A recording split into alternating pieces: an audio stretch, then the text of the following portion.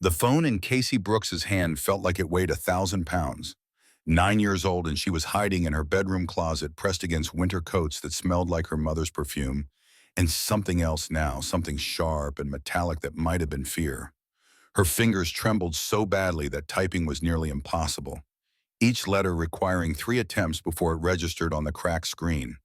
The sounds from downstairs had stopped 2 minutes ago, which was somehow worse than when they were happening, because silence meant decisions had been made and consequences were unfolding, and Casey had no way of knowing if her mother was still breathing. She'd memorized Aunt Lisa's number years ago, back when Aunt Lisa still lived close enough to visit, back before the fight about Kyle that had driven the sisters apart. 5552784. Casey's brain chanted the digits like a prayer, while her thumbs moved across the glass surface. But panic scrambled the sequence, and what came out was 5552748. One digit transposed one number wrong, and the entire trajectory of 3 lives shifted in that moment without anyone knowing it yet.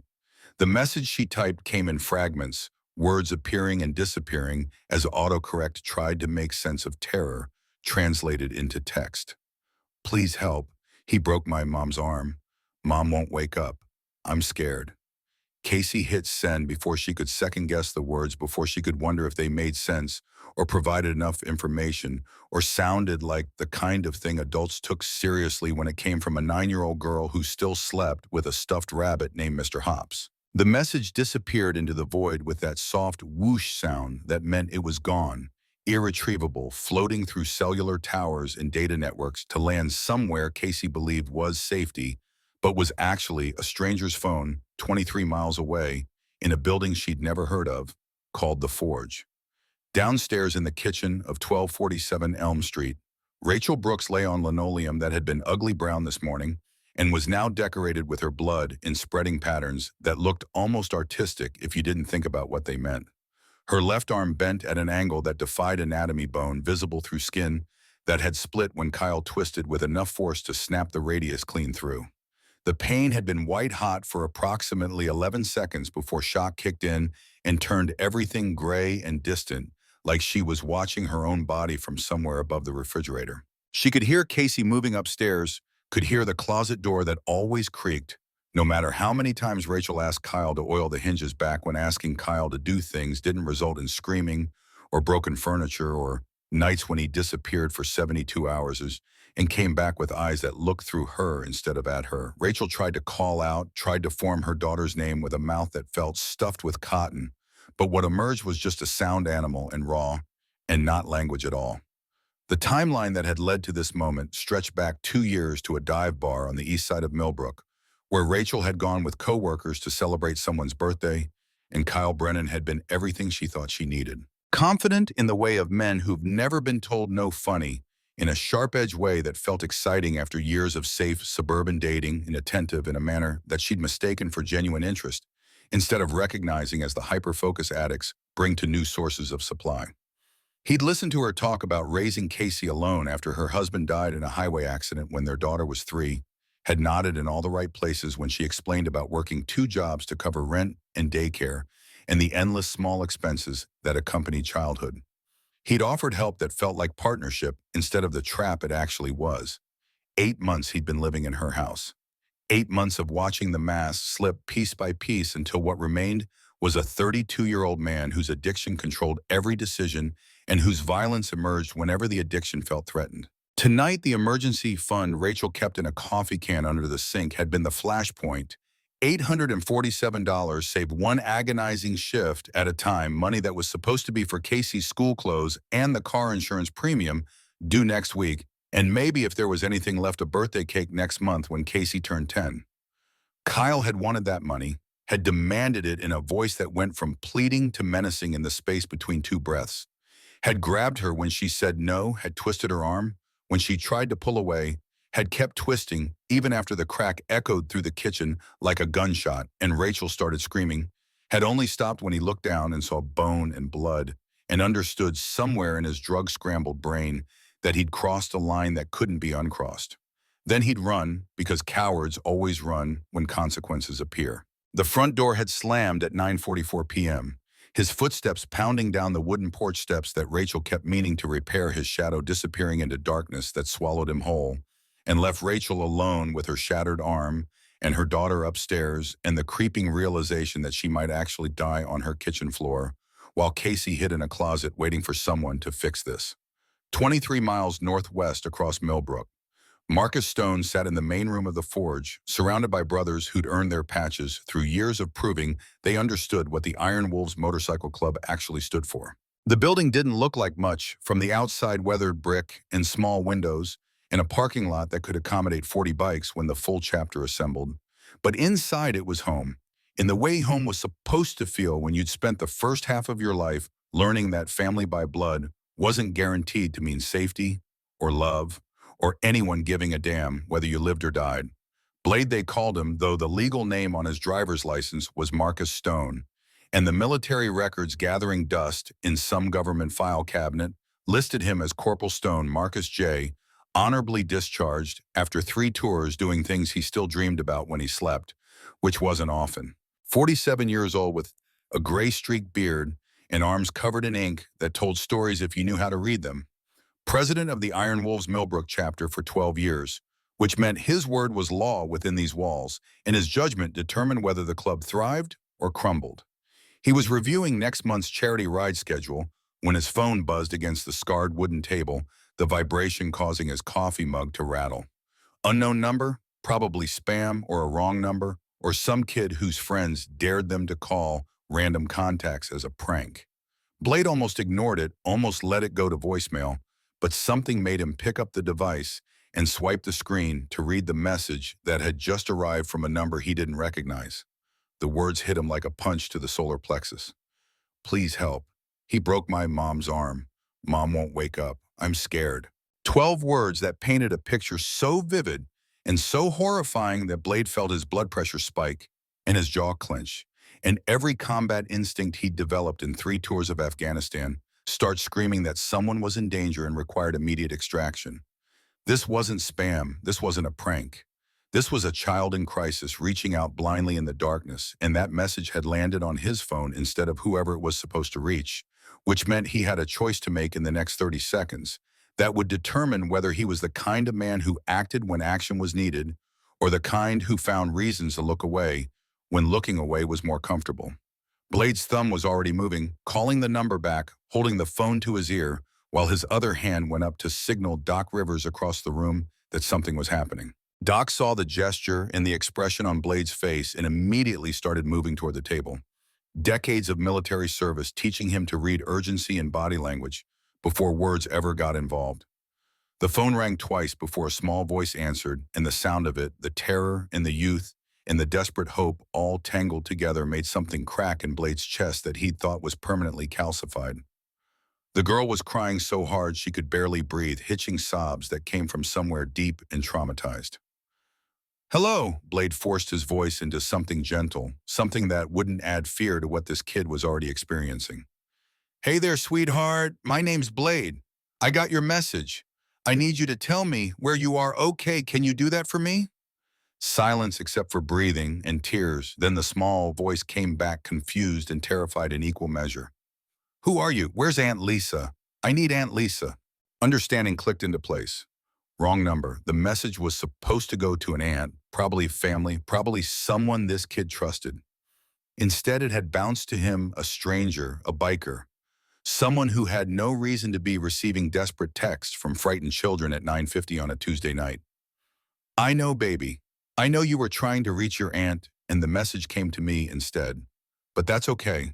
That's going to be okay. My name's Blade, and I'm going to help you. But I need to know where you are. What's your address?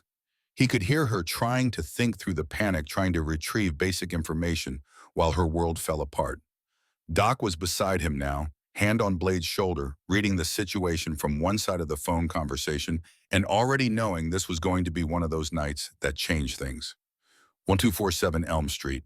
Blade was writing it down already, motioning to Wrench, who'd appeared from the garage bay with grease on his hands and questions in his eyes. Hammer materialized from the pool table area, 6'1", of solid muscle and loyalty sergeant-at-arms, who understood that when the president signaled, You dropped everything and prepared to move. Good girl, that's perfect. Now is the man who hurt your mama still there? Is he in the house? Blade's voice stayed calm while his mind raced through scenarios, calculating response times and potential threats, and whether this was a situation that required going in loud or quiet. If the perpetrator was still on scene, if he was armed or intoxicated or desperate, the calculus changed significantly. No, he ran away. He hurt my mama, and then he ran away, and she won't wake up, and there's blood, and I don't know what to do. Relief mixed with new urgency. No immediate threat from the perpetrator, but an unconscious or semi-conscious woman with an injured child timeline, unknown for how long she'd been down. Every minute mattered now. Okay, sweetheart. Listen to me very carefully. You did exactly the right thing by texting for help. You were so brave. What's your name? A sniffle, a shaky breath trying to stabilize. Casey. Casey, that's a beautiful name. Casey, I need you to do something for me. Can you lock the front door if you can reach it? Can you do that? He heard movement, small footsteps on stairs, the sound of locks clicking into place with hands that barely reached them. I did it. Perfect. Now I want you to stay on the phone with me, okay? Don't hang up. I'm on my way to you right now. I'm bringing help. You're not alone anymore. Blade was already standing phone clamped between shoulder and ear while he grabbed his leather cut from the back of his chair and shrugged into it. The club patch on the back declared him Iron Wolves Millbrook president beneath a snarling wolf's head that had become recognizable enough in this town that some people crossed the street when they saw it coming. Doc, Wrench, and Hammer moved as one unit toward the door, asking no questions because questions could wait until they were mobile. 4 Harley-Davidson motorcycles in the parking lot, chrome gleaming under security lights, engines that had been maintained with the kind of obsessive care that ensured reliability when reliability could mean the difference between arriving on time and arriving too late.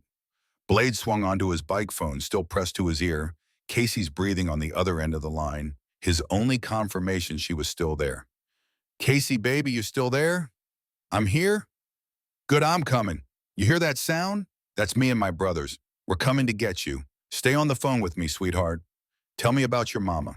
What's her name? 4 engines roared to life in synchronized thunder vibration that Blade felt in his bones, power that translated to speed that could cross 23 miles faster than any sedan on the road. They pulled out of the Forge parking lot in tight formation, Blade leading Doc and Wrench, flanking Hammer, taking rear guard, moving through Millbrook streets with purpose that made civilians pull over instinctively when they heard them coming. Casey's voice came through small and broken, trying to answer his question about her mother, trying to focus on something other than the terror that threatened to swallow her whole. She talked about pancakes with chocolate chips, about how her mom always burned the first one, and they laughed about it together, about how her mom let her crack the eggs, even though Casey got shells in the bowl. Simple memories that painted a picture of love and ordinary moments that someone had tried to destroy tonight with violence and rage. Blade kept her talking, kept her anchored to his voice while they covered distance at speeds that would get them pulled over if any patrol cars were paying attention. But the few cops they passed seemed to understand instinctively that something urgent was happening and let them go. He asked questions about school, about her favorite subjects, about what she wanted to be when she grew up, anything to keep her mind occupied instead of spiraling into fear about what was happening downstairs where her mother lay bleeding. 17 minutes from the Forge to 1247 Elm Street, 4 motorcycles making time that should have taken 30 minutes in a car. The neighborhood that materialized around them was working class sliding toward poverty, small houses with peeling paint, and yards that needed attention. Chain link fences and cars that were older than they should be if their owners had better options. Blade cataloged it all automatically, the situational awareness that never quite shut off, marking exits and potential threats in the telltale signs of a street where people minded their own business, because getting involved meant complications nobody could afford. Number 1247 sat mid-block, slightly worse than its neighbors, but not dramatically, so the kind of place where a single mother could just barely make rent if she worked enough hours and didn't let herself think about how close to the edge she was living. Lights on inside, one upstairs and one down, no movement visible through curtains that had been closed for privacy, that didn't actually exist when your life was falling apart. The four bikes pulled to the curb, and Blade cut his engine. The sudden silence, after all that noise, feeling heavy and expectant. Doc, wrench, and hammer were off their machines, immediately moving into positions that reflected years of training and experience in situations where seconds mattered. Casey, sweetheart, I'm outside your front door right now. Can you unlock it for me? He heard her moving again, locks disengaging, and then the door opened, and Blade was looking at what trauma actually looked like when it wore the face of a 9-year-old child. Casey Brooks was tiny, all big eyes and tangled blonde hair, and pajamas covered with cartoon cats that should have been cheerful, but instead highlighted how young she was, how vulnerable, how completely unprepared for the violence that had erupted in her home. Her hands, small and delicate and meant for holding crayons or stuffed animals, were covered in blood that was already drying to brown around the edges, where she'd tried to help her mother, where she'd pressed against wounds she had no idea how to treat. Blade dropped to one knee, immediately making himself smaller, less intimidating, bringing his face to her level so she could see his eyes and maybe understand that despite the leather and the patches and the beard that made him look like someone her mother would have taught her to avoid, he was safe. He was here. The nightmare was ending. Hey there, Casey. You're safe now. We've got you. He opened his arms, not grabbing, not forcing, just offering, and Casey collapsed into them like she'd been holding herself together through pure force of will, and his presence was permission to finally fall apart. Her small body shook with sobs that seemed too big to come from someone so small, her hands fisting in his leather cut while she cried against his chest. Blade wrapped his arms around her carefully, one hand on her back, the other cradling her head, and held her the way someone should have been holding her since the moment this started, with gentleness and certainty and the absolute promise that she was protected now. Behind him, Doc and Wrench were already moving past them into the house, their boots heavy on floors that needed repair. These weren't men who froze at the sight of blood or broken bodies. Doc had been a field medic in Vietnam before the war broke something fundamental in his soul that 30 years of peace hadn't quite fixed. Wrench had pulled brothers out of motorcycle wrecks that should have been fatal, had stabilized injuries in parking lots, in ditches, and once in the middle of a highway while traffic roared past. They knew what to do. Jesus Christ, Blade. Doc's voice carried from the kitchen, rough with the particular anger that came from seeing preventable suffering.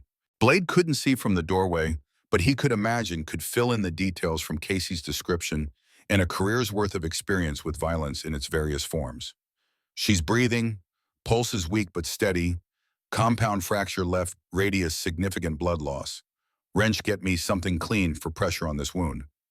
Hammer was already on his phone, voice clipped and professional, as he spoke to 911 dispatch. He rattled off information with the efficiency of someone who'd done this before, who understood that in emergencies, clarity mattered more than emotion. Adult female severe trauma. 1247, Elm Street ambulance needed immediately. He listened to whatever the dispatcher was asking, provided additional details, confirmed they'd stay on scene until emergency services arrived. Blade carried Casey away from the doorway, away from the sight lines that would let her see what was happening in the kitchen, what her mother looked like when broken. He wrapped his leather cut around her shoulders like a blanket, the patches and insignia that made grown men wary now serving as comfort for a traumatized child who'd latched onto him like he was the only solid thing in a world that had tilted sideways. Come here, little one. It's over. You did so good. You saved her. You saved your mama. You understand, you're the hero here. Casey buried her face in the leather, her tears soaking into fabric and patches, her grip suggesting she'd never let go if he tried to put her down. Blade held her tighter, this tiny girl who'd been forced into impossible courage, who'd saved her mother's life, with a mistyped text message that had landed exactly where it needed to land, even though nobody involved knew it yet. The ambulance arrived 6 minutes after Hammer's call, sirens cutting through the night with urgency that transformed the quiet street into something out of a television show. Red and white lights painted houses in strobing colors that made everything feel surreal and desperate. Neighbors emerged onto porches, drawn by the commotion, faces showing curiosity mixed with the particular resignation that came from living somewhere that emergency vehicles were a semi-regular occurrence. Paramedics moved with practiced efficiency, loading Rachel Brooks onto a stretcher while calling out vital signs and medical terminology that meant something to medical professionals, but sounded like a foreign language to everyone else. Blade stood on the front lawn, with Casey still in his arms, her face buried in his shoulder, her small body rigid with fear, every time she tried to look at what was happening and couldn't quite manage it. The stretcher rolled past them toward the waiting ambulance, Rachel's face pale and slack. Oxygen mask over her nose and mouth, of already running into her good arm, and Casey made a sound that wasn't quite a word, just desperate need trying to form language. Blade felt her try to lunge toward her mother and tightened his hold instinctively, not restraining but protecting her from doing something that would interfere with the paramedics' work. "Mama, Mama, don't leave me. Please don't leave me."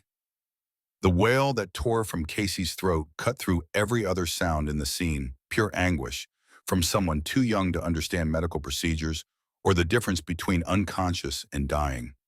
Rachel's eyes flickered open for just a second, found her daughter's face, and something that might have been recognition or might have been just reflex caused her to try moving her good hand toward Casey before the paramedic gently restrained it. Then they were loading her into the ambulance, closing doors, pulling away from the curb, with sirens that had been loud before becoming unbearable as the vehicle accelerated toward Mountain View Medical Center 4 miles away.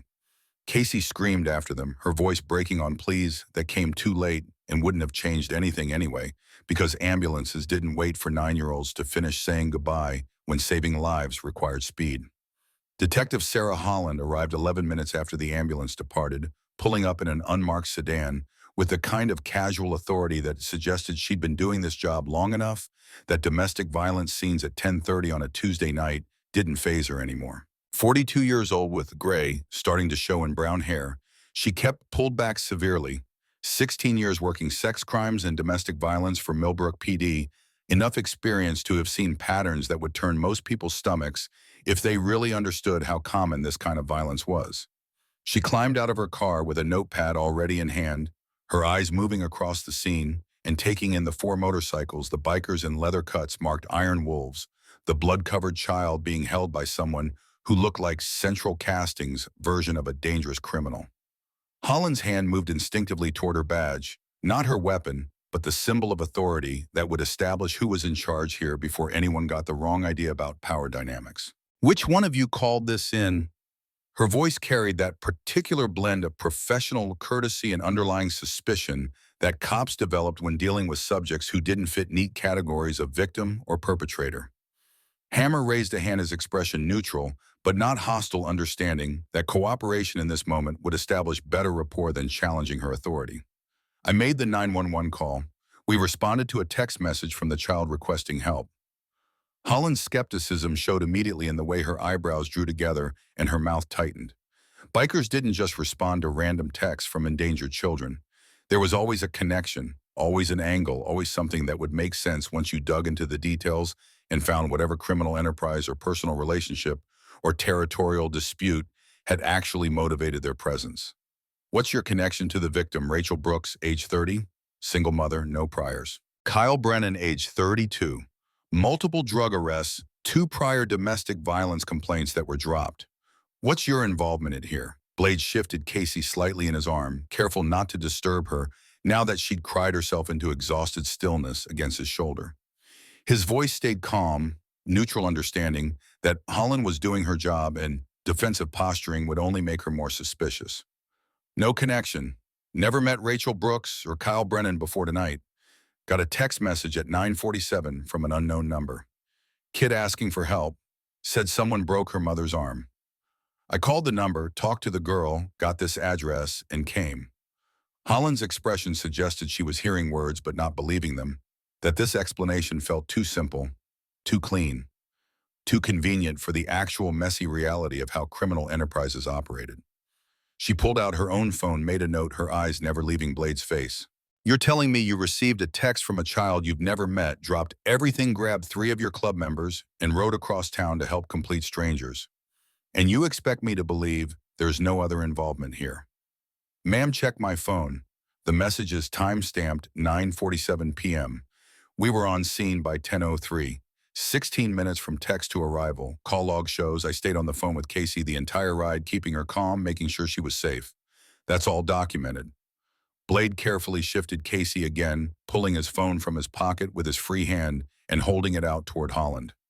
She took it, scrolled through messages, saw the desperate plea from Casey, saw the timestamp that backed up his story, saw the call log showing 19 minutes of continuous connection. The evidence was irrefutable, and it completely upended whatever narrative Holland had been constructing about biker involvement in domestic violence situations. Your Iron Wolves Millbrook chapter. Marcus Stone correct, they call you Blade. Yes, ma'am. And you just happened to be the one who got this text. Wrong number, right place, right time. Looks like it. Holland handed the phone back, her expression shifting from suspicion to something more complicated, something that might have been grudging respect mixed with the confusion of having her assumptions challenged by reality that didn't fit expected patterns. She made more notes, asked for contact information from all four bikers, confirmed their statement that Kyle Brennan had fled the scene before their arrival, and they had no knowledge of his current whereabouts. Ambulance took Rachel Brooks to Mountain View Medical. You planning on following? Yes, ma'am. Casey needs someone with her, and her mother's unconscious. Can't leave a 9-year-old alone in a hospital waiting room. Holland looked at Casey, still wrapped in Blade's arms, her blood-stained hands visible where they gripped his leather cut. She seemed to be calculating, something weighing protocols against practical reality, against the image of a terrified child clinging to a biker, because he was the only source of stability in a night that had destroyed every other source of security she'd ever known. Child Protective Services has been notified. Social worker will meet you at the hospital to assess the situation. Standard procedure when a minor is present at a violent scene. Blade's jaw tightened, but he kept his voice level. Understood. And Mr. Stone, I'll be checking your story. All of it. If I find any connection between you and Kyle Brennan, any suggestion that this isn't exactly what it appears to be, we're going to have a very different conversation. You won't find anything, detective. This is exactly what it looks like. Kid sent a text to the wrong number and I answered it. That's all. Holland held his gaze for another moment, then nodded once and turned toward her car. She called something to one of the patrol officers who'd arrived to secure the scene, gave instructions about evidence collection and witness statements from neighbors, established the perimeter that would keep the house protected until forensics could process it properly. Then she was pulling away, heading toward the hospital where Rachel Brooks was likely already in surgery, and Casey would need someone to explain what was happening in language a 9-year-old could comprehend. Blade looked at Doc Wrench and Hammer, all of them reading the situation and coming to the same conclusion without needing to discuss it. They were following that ambulance, staying with Casey and Rachel, making sure they weren't alone in whatever came next. It wasn't standard club business. It wasn't protecting territory or backing up brothers or handling disputes with rival organizations. It was 4 men who wore patches that made most people nervous, deciding that a terrified child and her injured mother mattered more than convenience or policy or any of the 100 reasons they could have found to walk away if they'd been looking for excuses. 4 motorcycles fired up again, engines that had cooled slightly, roaring back to life with a particular sound that made windows rattle and car alarms occasionally trigger. They pulled away from 1247 Elm Street in formation, leaving behind a crime scene and neighbors still watching from porches and the echo of Casey's screams hanging in the air like accusations against a universe that let violence happen to innocent people. The ride to Mountain View Medical Center took 8 minutes. Engines throttled back from emergency speed to something closer to legal limits now that the immediate crisis had passed. Casey stayed conscious this time, her face pressed against Blade's shoulder, her arms wrapped around his neck with enough force to suggest she was afraid of falling despite his secure grip. He could feel her breathing, could feel the occasional shudder that ran through her small frame, could feel the trust she was placing in him, despite every reasonable instinct that should have told a 9-year-old girl not to trust strange men who appeared in the middle of trauma. The hospital parking lot was bright with sodium lights that turned night into artificial day emergency room entrance, marked with red crosses and signs directing ambulances to the appropriate bay. Blade pulled into a visitor spot and killed his engine, carefully dismounting while keeping Casey secure in his arms. She didn't protest being carried like a much younger child, didn't insist she could walk on her own, just held on and let someone else bear the weight for a while. The emergency room doors slid open automatically as they approached 4 leather-clad bikers walking into fluorescent brightness that made the blood on Casey's hands show up in stark detail against her pale skin. The nurse at the intake desk looked up, and Blade watched her expression cycle through surprise, wariness, and then professional assessment as she took in the blood-covered child and made the connections that led to understanding. We're with the Brooks family. Rachel Brooks brought in by ambulance about 20 minutes ago. This is her daughter, Casey. She needs to be here when her mother wakes up. The nurse's hand had started moving toward the phone that would summon security, but something in Blade's tone, or maybe the way Casey was clinging to him, made her pause and recalculate. She looked at her computer screen, typed something, read whatever information appeared, and when she looked back up, her expression had softened into something that might have been sympathy. Rachel Brooks is in emergency surgery now. Orthopedic trauma to the left arm. Dr. Chen is operating. Could be several hours before she's in recovery. You can wait in the family area. There's a bathroom down the hall where the little one can get cleaned up. She directed them to a waiting area that looked exactly like every hospital waiting area in America. Plastic chairs bolted to the floor, fluorescent lights that buzzed faintly, magazines from 6 months ago, arranged on tables that had seen better decades, and the smell of disinfectant, fighting a losing battle against the underlying sense of illness and fear. Blade carried Casey to the bathroom first, setting her down carefully in front of the sink and turning on warm water. "Let's get your hands clean, sweetheart." He helped her wash blood away with paper towels and soap that smelled industrial and harsh. His scarred hands surprisingly gentle as he cleaned between her small fingers and around her wrists where blood had dried in the creases of her skin. Casey watched the red water spiral down the drain with an expression that suggested she was somewhere else entirely, seeing something in her mind that had nothing to do with the bathroom they were standing in. "Is my mama going to die?" The question came out flat, emotionless, like she'd already prepared herself for the worst answer and was just confirming what she already knew. Blade crouched down again, bringing himself to her eye level, his hand still holding hers gently. "No, sweetheart, she's not going to die. The doctors are very good at what they do. They're fixing her arm right now, and when they're done, she's going to wake up, and the first thing she's going to want is to see you. But it's going to take some time. Can you be brave a little while longer?" Casey nodded, not because she believed him, but because she was 9 years old and adults were supposed to know things, and she had no choice except to trust that the grown-ups would make things okay, even though experience was teaching her that grown-ups didn't always manage that.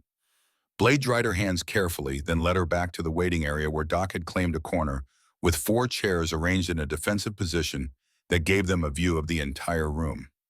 Casey climbed into Blade's lap without asking permission, arranging herself with the familiarity of a child seeking comfort from a parent, and promptly fell into exhausted sleep with her head on his chest and Mr. Hops clutched in arms that still trembled occasionally with aftershocks. Blade settled back into the uncomfortable plastic chair and prepared to wait however long it took, one hand resting protectively on Casey's back, feeling her breathe, and confirming with each rise and fall that she was safe, that he'd gotten there in time, that her desperate text to a wrong number had found exactly the right person.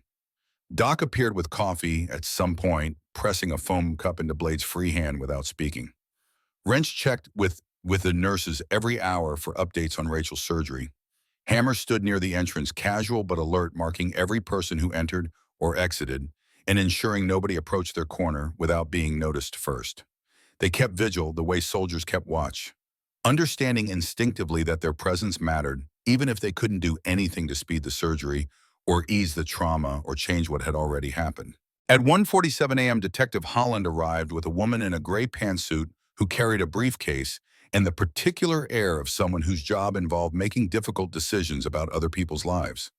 Blade recognized the type before introductions were made: social worker, Child Protective Services, here to assess whether Casey was safe with her mother or needed to be placed in emergency foster care while the investigation proceeded. Holland made introductions without warmth. "Patricia Grant, CPS. She needs to speak with Casey. And Mr. Stone, we need to have a conversation about your continued involvement here." Casey stirred at the sound of voices, her eyes opening and immediately finding Blade's face, checking that he was still there, still solid, still keeping her safe. Patricia Grant approached with careful steps, her expression professionally neutral, but her eyes assessing everything. Casey's appearance, her relationship with this biker, the way she clung to him, the blood stains that had been mostly cleaned but still showed on her pajamas. "Hello, Casey. My name is Patricia. I work for an organization that helps children. I need to ask you some questions, okay? Just to make sure you're safe.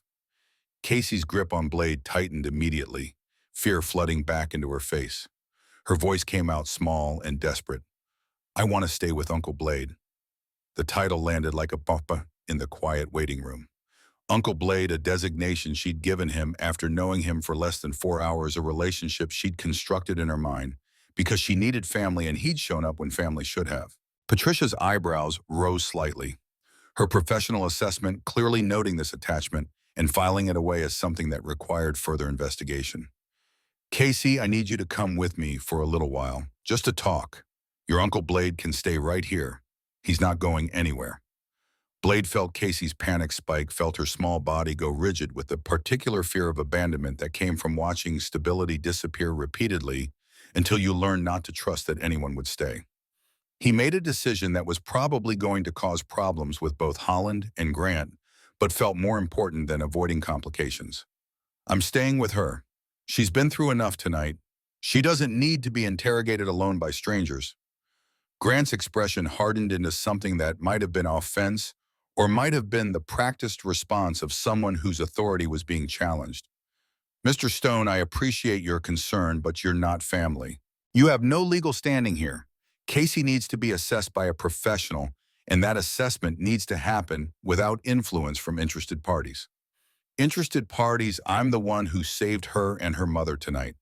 I'm the one who's been keeping her calm for the past 3 hours. You want to assess her, do it here. Do it now, but I'm not leaving her alone. Holland stepped forward, her voice carrying warning. Stone, don't make this difficult. Ms. Grant has legal authority to conduct this assessment however she deems appropriate. If you interfere, I can remove you from the hospital. They stared at each other, three adults with competing interests and legitimate concerns, and in the middle of it, Casey Brooks, sitting in Blade's lap crying silent tears because everything safe kept being taken away, and she didn't understand why the people who were supposed to help kept trying to separate her from the only person who'd actually shown up when she called for help. The standoff might have escalated, except that a surgical nurse appeared from the hallway leading to the operating rooms, her scrubs still showing traces of blood, her face carrying the particular exhaustion that came from hours of delicate work under pressure. She looked around the waiting area, found the cluster of people who were clearly waiting for news about Rachel Brooks, and approached with the expression medical professionals wore when they had information that was good but complicated. Family for Rachel Brooks. Blade stood carefully, keeping Casey secure in his arms, and stepped forward before anyone could object to his participation in medical updates. Right here, how is she? The nurse's eyes moved from him to Casey, sympathy flickering across her face as she took in the blood-covered child and the obvious attachment. Surgery went well. Dr. Chen was able to repair the compound fracture with pins and plates. She's stable breathing on her own, but she's still under anesthesia. It'll be another hour or so before she's conscious enough for visitors. Are you her partner? No, ma'am, friend. Casey's mother doesn't have family in Millbrook. We're here to make sure she and her daughter aren't alone. The nurse nodded, accepting this explanation without question, because she'd worked emergency medicine long enough to know that family came in many forms, and the people who showed up at 2 in the morning weren't always the ones who shared DNA. She smiled at Casey, reaching out to touch her arm gently. Your mama's going to be okay, sweetheart. She's strong, and the doctors fixed her arm. When she wakes up, you can see her, just a little bit longer. Casey nodded against Blade's shoulder, too exhausted and overwhelmed to speak. The nurse provided additional details about recovery protocols and where Rachel would be moved once she was stable, then disappeared back through the doors that led to areas where civilians weren't allowed. Patricia Grant seized the moment, moving closer with her briefcase and her clipboard and her professional determination to complete the assessment she'd been sent to conduct. Now that we know Rachel is stable, we need to discuss Casey's immediate placement. Mr. Stone, I understand you have a connection to this family, but that doesn't qualify you as a suitable guardian. Casey will need to be placed in emergency foster care until we can assess Rachel's ability to provide safe housing and supervision. The words hit Blade like physical blows. Foster care emergency placement, separation from her mother, while Rachel recovered from surgery that wouldn't have been necessary if the system had intervened earlier, if someone had taken the prior complaints against Kyle Brennan seriously, if any of the dozen safety nets that were supposed to catch families in crisis had actually functioned the way they were designed to. He'd been that kid in foster care bouncing between homes that didn't want him learning that adults who said they'd keep you safe often didn't, discovering that the system designed to protect children sometimes just taught them that nobody gave a damn whether they lived or died. Blade's voice came out harder than he intended, every word carrying the weight of personal experience with institutional failure. You're not taking her. Rachel's going to be discharged in a day or two. Casey can stay at the hospital until then, and when her mother's released, they both need housing. I'm handling that. Two-bedroom apartment in a safe neighborhood, first month's rent, covered job lined up for Rachel at a garage downtown. You want to assess safety, assess that. But you're not putting this kid in foster care because her mother was attacked and needed surgery. Holland and Grant exchanged glances, some unspoken communication passing between them about how to handle the situation, about whether Blade's involvement was helpful or concerning, about what protocols demanded versus what actually served Casey's best interests. Grant opened her briefcase, pulled out forms, began writing notes with the particular determination of bureaucrats who believe documentation solved problems. Mr. Stone, I appreciate your willingness to help, but this isn't how Child Protective Services operates. We have regulations, procedures, assessments that need to be completed before any placement decisions are made. You can't just decide to take responsibility for a child you met 4 hours ago. Watch me. The challenge hung in the air between them, and Casey's grip on Blade tightened, like she understood in some fundamental way that her future was being negotiated by adults who had competing visions of what safety meant and who had the authority to define it. She pressed her face harder against his shoulder, trying to disappear, trying to make herself small enough that maybe nobody would notice she was there, and all these decisions could be made but around her instead of about her. Detective Holland's phone rang, cutting through the tension with electronic chirping that felt inappropriate for the moment. She answered, listened, her expression shifting into something grim and satisfied simultaneously. When she hung up, she turned to the group with news that would change the immediate calculus, even if it didn't resolve the larger questions. Kyle Brennan was picked up 20 minutes ago. Patrol found him behind a gambling den on the east side, arguing with associates about money he owes them. He's in custody, being processed on felony assault and child endangerment charges. Bail hearing won't be until tomorrow at the earliest, probably longer, given the severity. Relief flooded through Blade so intensely it made his knees weak. In custody, which meant Casey was safe from immediate threat, which meant Rachel didn't have to worry about her abuser showing up at the hospital, which meant the immediate crisis had one fewer variable to complicate everything. But Holland wasn't finished, her next words transforming relief into new complications. There's more. Kyle Brennan has outstanding warrants for elder abuse and grand theft. Stole $15,000 from his mother over the last 6 months. The people he was arguing with tonight, they're connected to Marcus Volkov's organization. Kyle owes them $47,000 from gambling debts. These aren't small-time threats, Stone. This is organized crime involvement, and Rachel Brooks is now on their radar as leverage against Kyle's debts. 3 months had transformed Rachel Brooks in ways that went beyond the physical healing of bone and tissue. Her left arm functioned at 90% capacity, now the pins removed 2 weeks ago, the scars that remain serving as reminders of survival rather than symbols of victimhood. She'd gained weight, not much, but enough that the hollows under her cheekbones had filled in, that her clothes fit properly instead of hanging loose on a frame that had been slowly starving itself to make sure Casey ate. The shadows under her eyes had faded, replaced by something that might eventually become peace if she let herself believe that stability could last. The job at Diesel's garage had become more than employment. Rachel ran the place now. Essentially, her organizational skills and attention to detail, transforming chaotic record-keeping into systems that actually functioned. Diesel had promoted her after 6 weeks, raised her salary to $22 an hour with health insurance that covered both her and Casey, and made it clear that her value extended beyond basic bookkeeping. She was good at this work, good at managing people and solving problems and creating order from the entropy that naturally accumulated in any business that involved complicated machinery and human error. Casey's 10th birthday party at the Forge had been a turning point, the moment when Rachel finally understood that the help they'd received wasn't temporary charity, but genuine integration into a community that considered them permanent members. 23 bikers and their families celebrating a little girl's birthday with the same enthusiasm they'd bring to celebrating one of their own cake and presents, and laughter that had nothing to do with obligation and everything to do with authentic care. Casey had blown out candles surrounded by people who called themselves her uncles and aunts, who'd shown up for her repeatedly without being asked, who'd proven through consistent action that family wasn't always about blood. But the transformation that scared Rachel most was the one happening inside her own heart, the slow thaw of defenses she'd built over 30 years of learning that trusting people meant getting hurt. She was falling in love with Marcus Stone, and the terror of that realization kept her awake some nights, staring at ceilings and cataloging all the ways this could go wrong.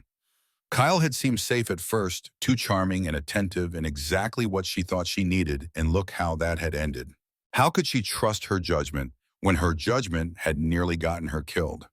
The difference, of course, was that Blade had proven himself repeatedly over 3 months without ever asking for anything in return, had paid debts that weren't his to protect people he barely knew, had sat in hospital waiting rooms and attended therapy appointments and fixed the leaky faucet in her apartment and taught Casey to ride a bicycle without training wheels, had been present and consistent and gentle in ways that made Rachel's chest ache because she'd stopped believing men like this actually existed outside of fiction.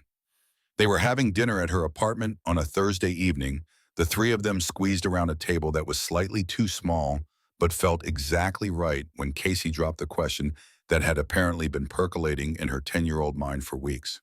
"Uncle Blade, are you going to marry my mom?" Rachel choked on her water, coughing so hard that Blade had to reach over and pat her back until she could breathe properly again. Casey watched this reaction with a particular satisfaction of children who understood they'd just detonated a conversational bomb and were curious about the fallout. "Casey Marie Brooks, that is not an appropriate question to ask." Rachel's face had gone red embarrassment mixing with something that might have been hope if she let herself acknowledge it. Casey shrugged, utterly unbothered by her mother's distress. "Why not you like him? He likes you. I see you looking at each other when you think I'm not paying attention. Seems like a reasonable question." Blade's expression had shifted into something carefully neutral, the look of someone who'd just been ambushed, but was trying to maintain composure. His eyes found Rachel's across the table, some unspoken question passing between them about how to handle this without either lying to Casey or rushing into conversations they weren't ready to have. "Your mom and I are friends, kiddo. Good friends. We're figuring things out as we go." That's adult speak for yes, but we're not ready to admit it yet. Casey delivered this assessment with the confidence of someone who'd apparently been studying adult behavior closely and had come to conclusions that neither adult wanted to confront this directly. Rachel covered her face with her hands, mortification complete, while Blade laughed despite himself at the accuracy of Casey's observation. "You're too smart for your own good." Dr. Park says being perceptive is a survival skill that trauma kids develop. So really this is Kyle's fault that I notice things. The casual way Casey referenced her trauma, folding it into jokes and observations like it was just another fact about her personality, suggested that therapy was working better than Rachel had dared hope. Dr. Park had warned that healing wasn't linear, that there would be setbacks and difficult days, but Casey's ability to talk about what had happened without falling apart felt like progress worth celebrating. After Casey went to bed that night, Rachel and Blade sat on her apartment balcony, with coffee going cold in mugs. Neither was drinking the evening air, carrying the first hints of autumn chill. The silence between them had weight now, filled with things that needed to be said, but felt dangerous to articulate in case saying them out loud made them too real to take back. Rachel spoke first, her voice barely above a whisper. "She's not wrong about us, about me looking at you." Blade's hand found hers on the railing, fingers tangling together with the careful deliberation of someone who'd been wanting to make this gesture for weeks but hadn't been sure if it would be welcome. "I know, I look at you too. Have been since about the second week when you showed up at Diesel's place determined to prove you could handle the job despite barely being able to lift your arm above your shoulder. Why didn't you say anything? Because you just escaped a relationship that nearly killed you. Last thing you needed was another man making demands on your attention. Figured you'd let me know when you were ready, if you ever were." Rachel turned to face him. Their hands still joined her expression, showing the internal war between wanting this and fearing it. "I'm terrified, Blade. My judgment failed me so completely with Kyle that I don't trust myself anymore." What if I'm wrong again? What if you're not who I think you are? What if I let Casey get attached and then everything falls apart and she loses another person she loves? Blade's free hand came up to cup her face, thumb brushing across her cheekbone, with surprising gentleness for someone whose hands were scarred from years of mechanical work and harder pursuits. You're not wrong about me, Rachel. I'm not perfect. I've got a past that includes things I'm not proud of, but I'm not Kyle. I would never hurt you or Casey. Not physically, not emotionally, not in any way that I could prevent. And I'm not going anywhere unless you tell me to. The kiss happened naturally, inevitably, his lips meeting hers with the careful tenderness of someone who understood that trust had to be earned through consistency, not claimed through passion. Rachel leaned into it, one hand fisting in his shirt, the other still gripping his hand like she was afraid he might disappear if she let go. They broke apart after a moment, both breathing harder, both aware that they'd just crossed a line that couldn't be uncrossed. So we're doing this, actually doing this. Rachel said it like she was testing the words, seeing if they felt true or terrifying or some combination of both. If you want to, we go slow for Casey's sake and yours. We don't rush, but yeah, I want to do this. Want to be with you, want to be part of your family, want to wake up every morning knowing you're both in my life. That's the most romantic thing anyone's ever said to me. That's sad. You deserve poetry and flowers and all the things Kyle never gave you.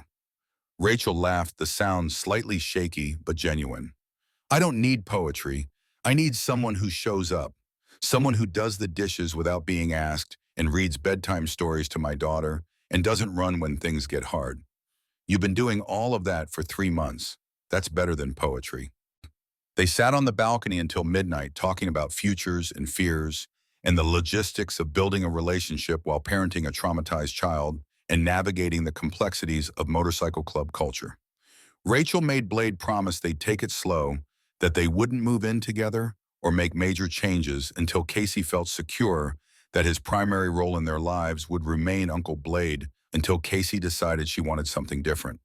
Blade agreed to all of it, understanding that trust would be built through patient action, not grand gestures, that proving himself reliable mattered more than rushing toward traditional relationship milestones.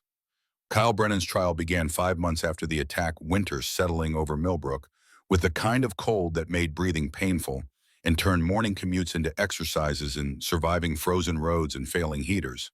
The courthouse was packed for opening arguments, domestic violence advocacy groups filling the gallery to show support for Rachel. Members of Iron Wolves positioned throughout the room as silent reminder that some victims had protection that extended beyond what legal systems could provide. Kyle looked worse than he had at the preliminary hearing, 5 months in county jail, having completed the physical deterioration that addiction had started. His public defender had negotiated a plea deal that would give him 8 years with possibility of parole after 5, but Kyle had refused it, apparently believing that a jury would be sympathetic to his addiction narrative and decide that circumstances rather than character had caused that night's violence. Rachel took the stand on day 2, her testimony precise and devastating. She walked the jury through her relationship with Kyle, the gradual escalation of controlling behavior, the first time he'd shoved her, the pattern of apologies followed by repeated violence. She described the emergency fund and Kyle's desperation in the moment when her arm broke with a sound she still heard sometimes in nightmares. She looked at Kyle directly when asked to identify her attacker, her voice steady despite tears that fell without permission. He's sitting right there.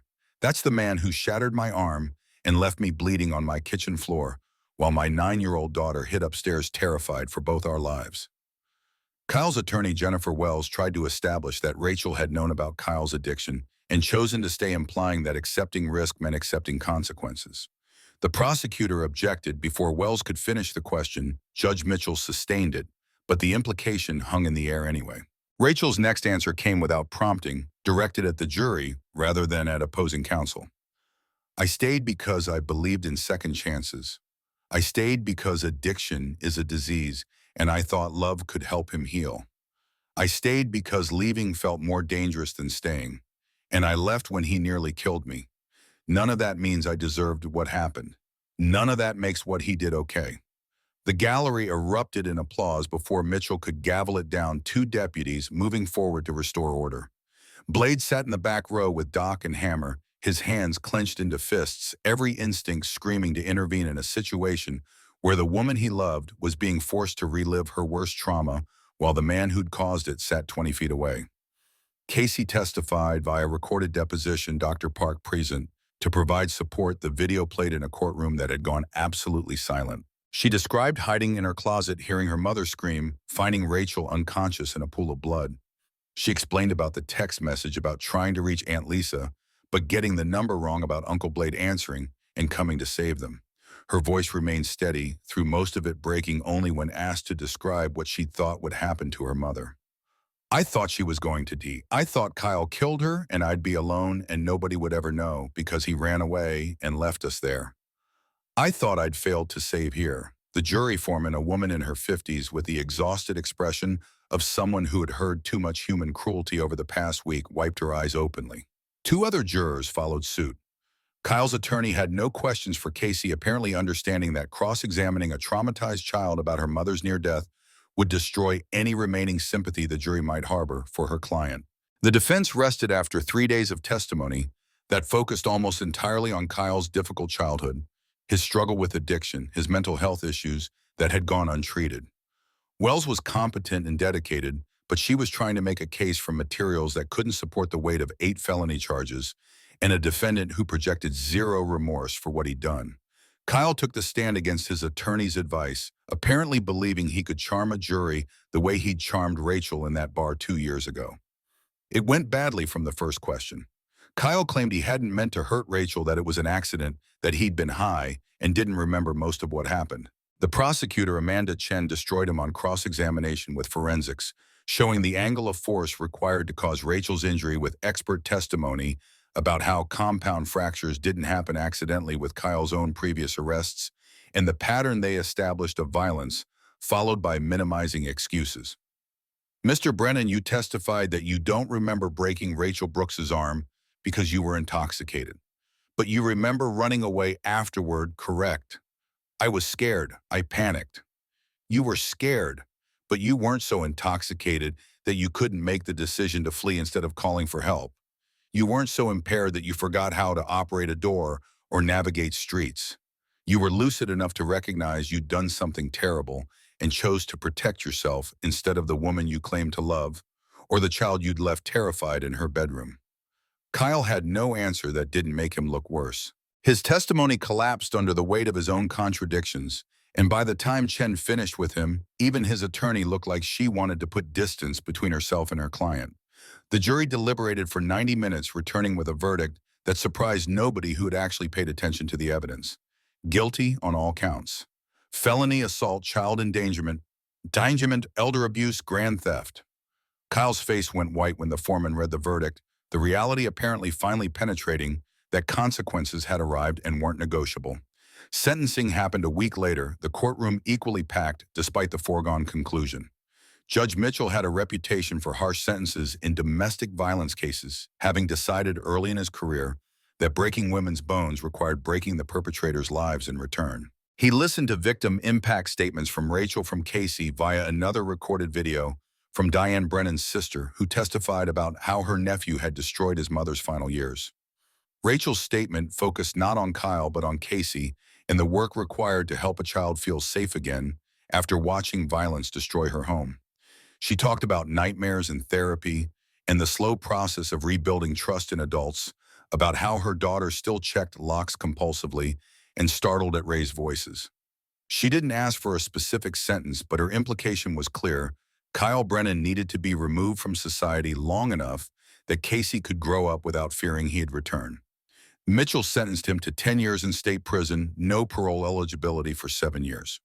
The charges stacked, the maximums applied, the message sent that domestic violence in Millbrook carried costs that couldn't be negotiated away through apologies or addiction narratives. Kyle screamed as deputies moved to restrain him, his composure finally breaking. "This is bullshit.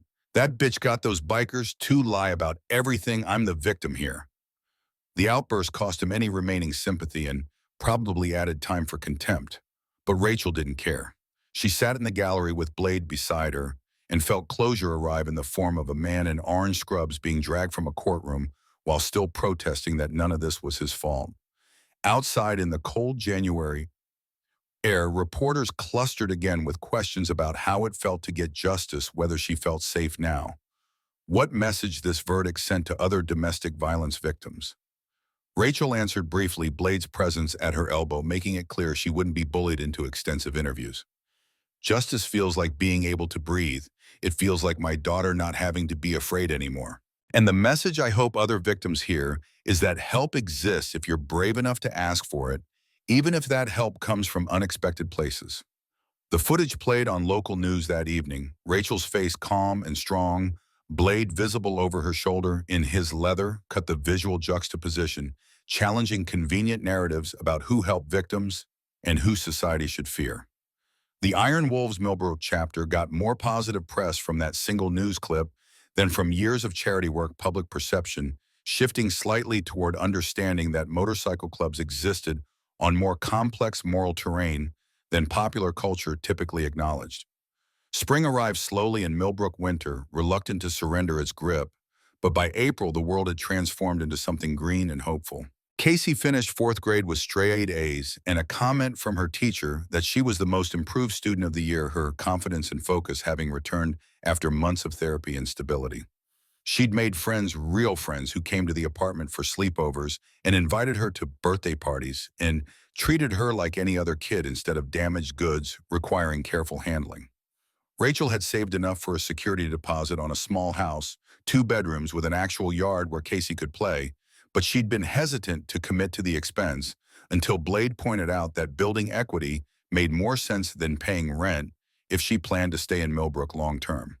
The question implicit in that statement, whether she planned to stay, whether her future included the community she'd accidentally joined, required an answer Rachel had been avoiding giving, because answering meant acknowledging how thoroughly her life had changed. They were sitting on the hood of Blade's motorcycle outside the forge. On a Saturday afternoon, Casey inside with Doc's grandchildren, building elaborate structures from blocks the spring sun warm enough that leather jackets felt unnecessary for the first time in months. Rachel had been quiet all morning, processing something she couldn't quite articulate, and Blade had learned to recognize when she needed space to work through internal conflicts before they could be discussed. I love you. She said it abruptly without preamble, like the words had been building pressure and finally forced their way out. Blade's hand found hers, fingers interlocking, his expression shifting into something vulnerable beneath the beard and the scars and the patches that proclaimed him president of an organization most people feared. I love you too. Have for months. Just waiting for you to get there. I'm terrified of what that means. Of how much I need you now, of what happens if this doesn't work, of whether I'm being smart or just repeating patterns with different packaging. Blade turned to face her fully, both hands now holding hers, his eyes demanding she look at him, instead of staring at the horizon where the mountains met sky. Rachel, look at me, really look. Am I Kyle? No. Have I ever given you reason to doubt that I'll keep showing up? No. Has there been even one moment in 8 months where I've asked you for something you weren't ready to give or pushed you toward decisions before you were ready to make them? Rachel shook her head, tears starting because she knew where this was going, and knowing didn't make it less overwhelming. Then trust yourself. Trust that you've learned to recognize the difference between men who claim they'll protect you and men who actually do it. Trust that I'm not going anywhere, that Casey's not going anywhere, that we're building something real here that doesn't collapse the moment things get hard. I want to move in with you. Both of us, me and Casey. I want to wake up next to you and have dinner together every night and stop pretending we're not already functioning like a family. But I need you to promise me something first. Anything. Promise me that if you ever stop wanting this, if you wake up one day and realize you made a mistake, taking on someone else's damaged kid and traumatized girlfriend, you tell me immediately instead of letting it fester. I can handle rejection. I can't handle being lied to about someone's feelings while they're looking for the exit. Blade pulled her closer, his forehead resting against hers, his voice rough with emotion that had taken 48 years to learn how to express. I promise I'll always tell you the truth, and the truth is I want you both in my life permanently. Want to teach Casey to ride a motorcycle when she's old enough. Want to wake up next to you every morning and fall asleep next to you every night. Want to be the father Casey deserves and the partner you need. So yes, Move in. Both of you make my apartment feel like a home instead of just a place I sleep. The kiss was deeper this time, less tentative, carrying the weight of commitment, finally spoken aloud. Casey's voice interrupted them from the forged doorway, delighted and triumphant. I knew it, Uncle Doc. You owe me $5. I told you they were going to get together before summer. The entire clubhouse apparently had been taking bets on their relationship timeline, which should have been embarrassing, but instead felt like confirmation that 23 bikers and their families considered Rachel and Casey's happiness worth investing in. They moved in 2 weeks later, Rachel's belongings fitting easily into Blade's apartment because neither of them owned much, and what they did own could be combined without conflict. Casey's room filled with stuffed wolves and art supplies and the accumulated evidence of a child who finally felt secure enough to spread out and claim space. The first month of cohabitation revealed rhythms that worked better than expected. Blade handled morning routines, making breakfast and getting Casey ready for school, while Rachel showered and prepared for work. Evenings were shared cooking, homework supervision, the comfortable domesticity of people who'd chosen each other deliberately instead of falling together through circumstance. They argued occasionally about small things like whose turn it was to do dishes or whether Casey needed another stuffed animal. But the arguments never escalated into anything that felt dangerous because both of them had learned what real danger looked like. And this wasn't it. Casey started calling Blade Dad without announcement or discussion, the title appearing one morning at breakfast when she asked him to pass the orange juice. Blade's hand had frozen halfway to the pitcher, his eyes meeting Rachel's across the table, both of them understanding that this was Casey's decision to make, and neither of them should react in ways that made her feel she'd done something wrong. Sure thing, kiddo. He'd pass the juice like it was any other morning, but Rachel saw his jaw clench with emotion and understood that being chosen as father by a child who'd been failed by every man who should have protected her meant more to him than anything else in his complicated life. Later that night, after Casey was asleep, Blade had cried against Rachel's shoulder with the release of someone who'd spent 48 years believing he didn't deserve family and was finally learning that belief had been wrong. Summer brought changes that cemented their status as permanent Millbrook residents. Rachel bought the house she'd been considering, used her savings for the down payment, and Blade's credit to secure the mortgage, his income and stability, making banks willing to take risks they wouldn't have taken on her alone. The house was small but solid, built in the 70s, with good bones and cosmetic issues that could be addressed gradually. It had a yard where Casey could play, a garage where Blade could work on bikes, and enough space that they weren't constantly tripping over each other. The Iron Wolves helped with the move, 23 bikers and their families, turning what should have been a week of exhausting work into a single Saturday of controlled chaos. Furniture was carried, walls were painted. Casey's new bedroom transformed with murals that Doc's artistic daughter painted while Casey supervised. By evening, they had a housewarming party that spilled from the small living room into the yard grills, fired-up children running wild, adults sitting in lawn chairs with beers, and the satisfied exhaustion of people who'd accomplished something meaningful together. Martha Chen from the women's shelter attended, bringing Dr. Park and several other women who'd benefited from the Haven program that Iron Wolves had started in Rachel's name.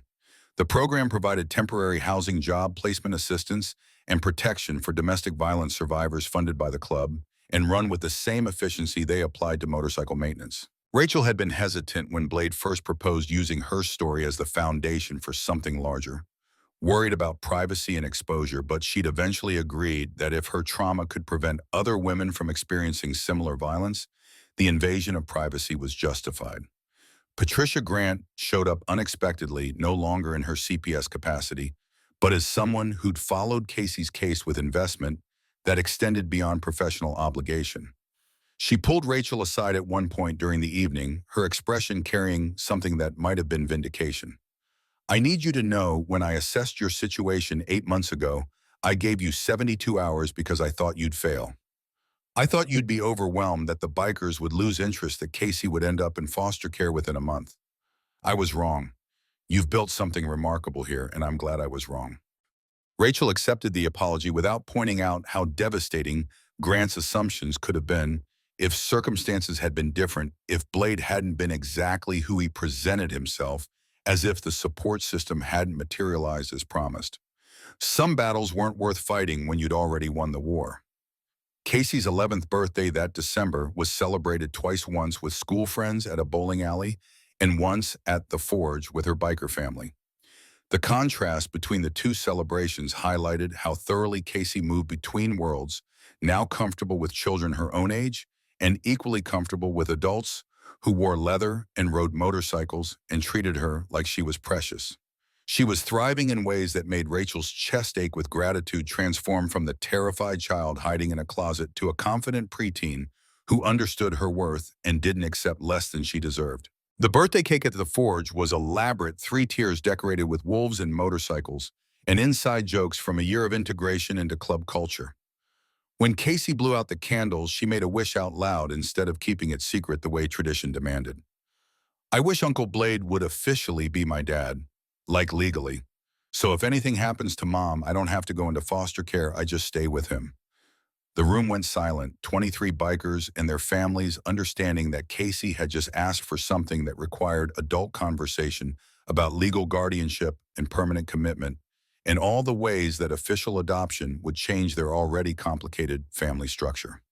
Blade looked at Rachel silently, asking if this was something she'd discussed with Casey or if it was coming from the child's own assessment of what she needed. Rachel's eyes had filled with tears, but she was smiling, nodding permission for Blade to respond, however felt right. That's not really how birthday wishes work, kiddo. You're supposed to wish for something you can't make happen yourself. Casey's face fell disappointment clear, despite her attempt to hide it. Blade moved closer, kneeling, so they were eye level, his hands on her shoulders. That came out wrong. What I meant is, you don't need to wish for that because it's already happening. Your mom and I have been talking to a lawyer about me adopting you officially, making it legal that you're my daughter, and I'm responsible for you no matter what. The paperwork's almost done, so you wasted a birthday wish on something you already had. Casey's response was to throw herself at him hard enough that Blade nearly fell backward, her arms around his neck, her face pressed against his leather cut.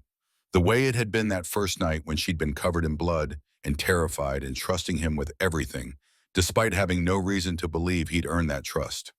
The clubhouse erupted in applause and cheers, brothers pounding tables and whooping approval, and through it all, Blade held Casey and met Rachel's eyes and understood that he'd just been given the greatest gift of his complicated life.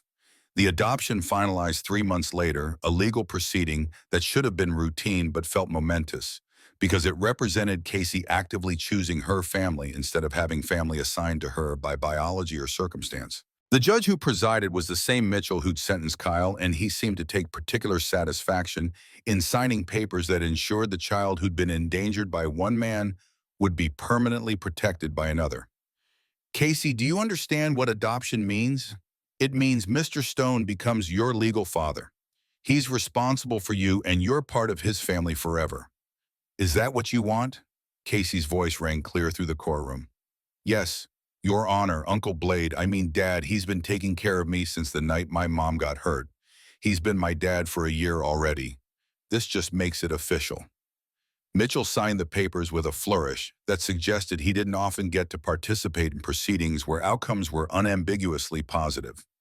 Casey Brooks became Casey Stone, 11 years old, with a father who'd earned the title through consistent action instead of claiming it through biological accident. The celebration afterward at the Forge lasted into the night, another example of the club's capacity to transform bureaucratic milestones into communal celebrations. Rachel and Blade's wedding happened on a Saturday in May, simple ceremony in the backyard of their house, with 23 bikers forming an honor guard and Casey serving as maid of honor, despite being too young for the traditional role. The vows they wrote themselves focused less on forever promises and more on immediate commitments to show up for each other daily, to communicate honestly, even when honesty was hard to prioritize, Casey's well-being above their own comfort, to build a family that functioned through choice and effort instead of assuming blood ties were sufficient. Rachel wore a simple white dress she'd found at a thrift store and altered to fit no veil or train or any of the elaborate accessories that weddings typically demanded. Blade wore clean jeans and a button-down shirt under his leather, cut the patches, making clear that he was marrying into his club family as much as Rachel and Casey were marrying into his life. The ceremony lasted 15 minutes. The reception lasted 6 hours, and by the end, Rachel understood that she'd gained not just a husband, but an entire tribe who considered her protection their collective responsibility. The honeymoon was a weekend trip to the coast, just the three of them, Casey insisting she wanted to come, instead of staying with Doc and his wife. They stayed in a cheap motel with ocean views, spent days on the beach teaching Casey to body surf, ate too much seafood and laughed at terrible jokes, and existed as a family unit without the weight of trauma or obligation or anyone else's expectations.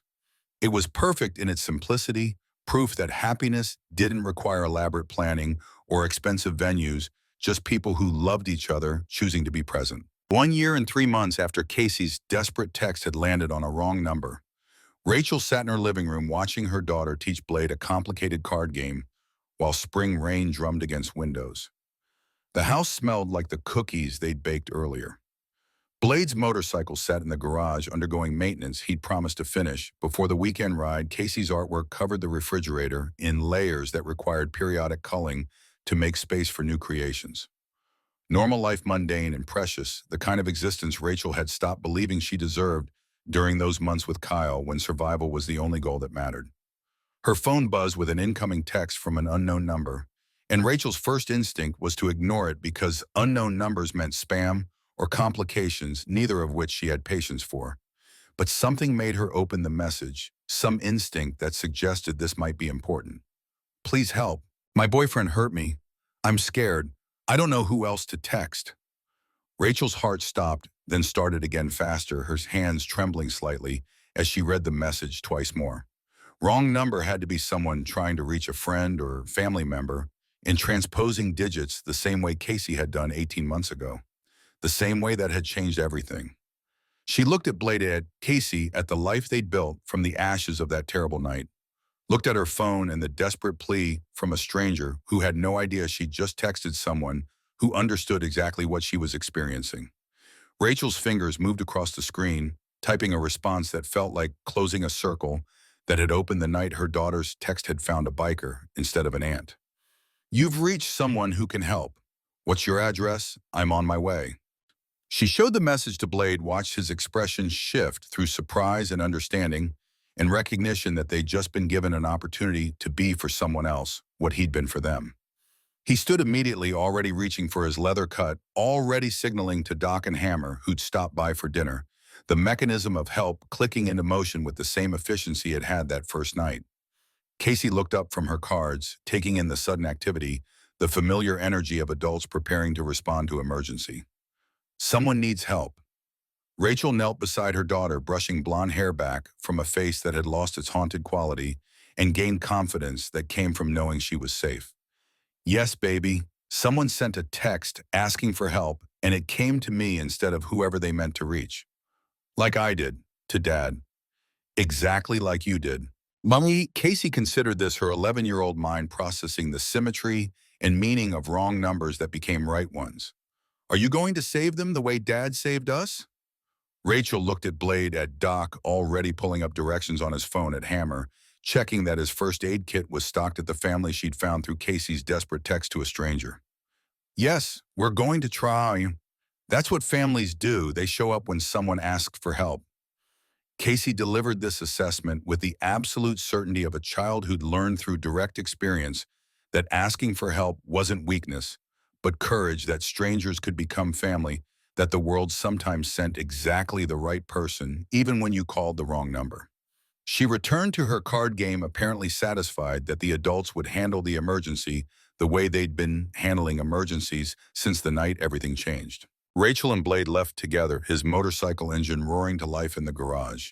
Doc and Hammer mounting their own bikes, 4 riders preparing to respond to a plea for help from someone they'd never met, who'd reached out blindly and found people who understood exactly what she needed. The rain had stopped, clouds breaking apart to reveal stars, the kind of clear night that made riding a pleasure instead of a trial. As they pulled out of the driveway, Rachel thought about circles closing and opening, about how trauma could transform into purpose if you survived long enough to process what happened and choose to help others avoid similar pain.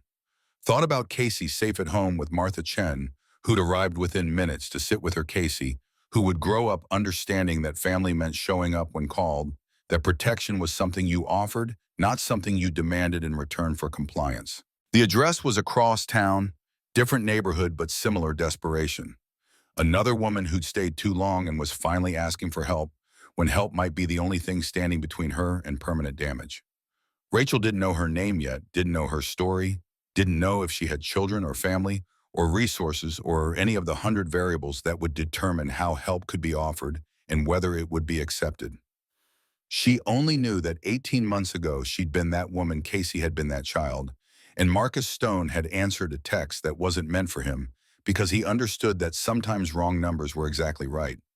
Now it was Rachel's turn to answer, to pay forward the help she'd received, to prove that surviving wasn't the end of the story, but rather the beginning of choosing who you wanted to become. The motorcycle carried her through Millbrook streets at speeds slightly above Legal Blade's familiar presence at her back, Doc and Hammer flanking them in formation that communicated protection and purpose.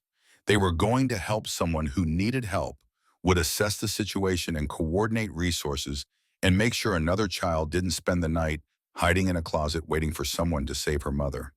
It was what families did, what the Iron Wolves did, what Rachel Brooks Stone had learned to do after receiving help she hadn't known how to ask for and could never fully repay, except by offering it to others who found themselves in similar darkness. The wrong number that had saved her life 18 months ago had just called again, this time through her phone instead of Blade's, and she was ready to answer it the same way he'd answered hers. With immediate action, unwavering commitment, and the absolute certainty that help existed if you were brave enough to ask for it, even if that help came from unexpected places and looked nothing like what you thought rescue should be. Behind them, Millbrook receded into darkness, punctuated by streetlights and porch lamps. Ahead, someone was waiting for salvation that probably looked terrifying at first: leather and motorcycles and rough men who society taught people to fear.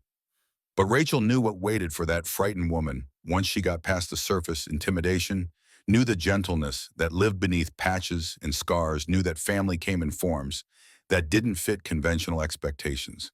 She knew because she lived it, because Casey's wrong number had been the right number all along, because sometimes the people who saved you were exactly the ones you'd been taught to avoid, and learning to accept that paradox was the first step toward building a life worth living on the other side of trauma.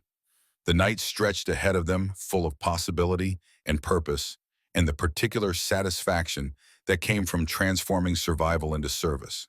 Rachel held tight to Blade as he rode the man who'd answered a text he didn't have to answer, who'd shown up when showing up wasn't required, who'd proven through 18 months of consistent action that love was demonstrated through presence, not promised through words.